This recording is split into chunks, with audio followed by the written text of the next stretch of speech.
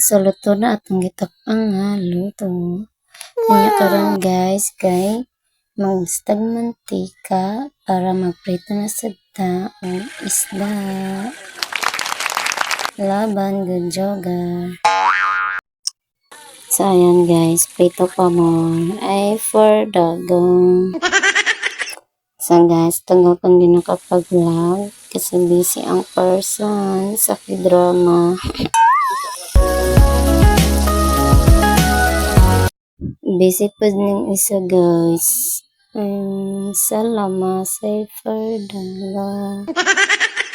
Alam niyo ba guys, ang sipag ng lalaking to. Kaya nga napao sa kanya eh. Mabait pa kasi niya.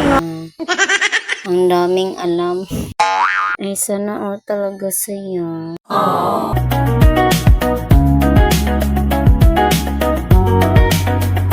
Siyempre guys, hugasan muna natin yung ulam natin for today. Tahong pala yung name niya guys. Ang sarap, diba? Anya guys, gihabo na kay ready na ta for the lutong.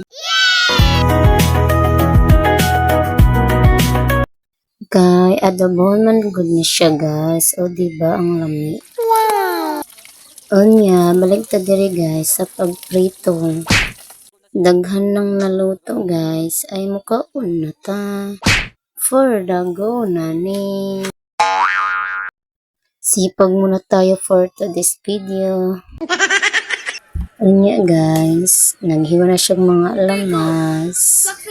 Tapos ng mga sweet kaayo.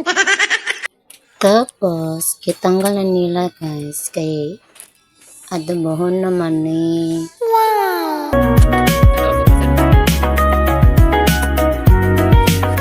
Pag human ato guys, nag-prepare na siya.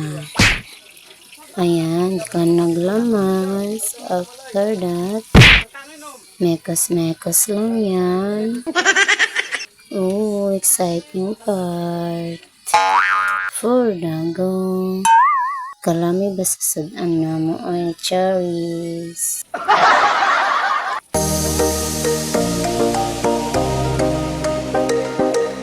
Ito na yung result niya guys. Oh, yan. At sinagulan ng oyster sauce para masarap yung pagmamahal niya ay yung pagkain pala.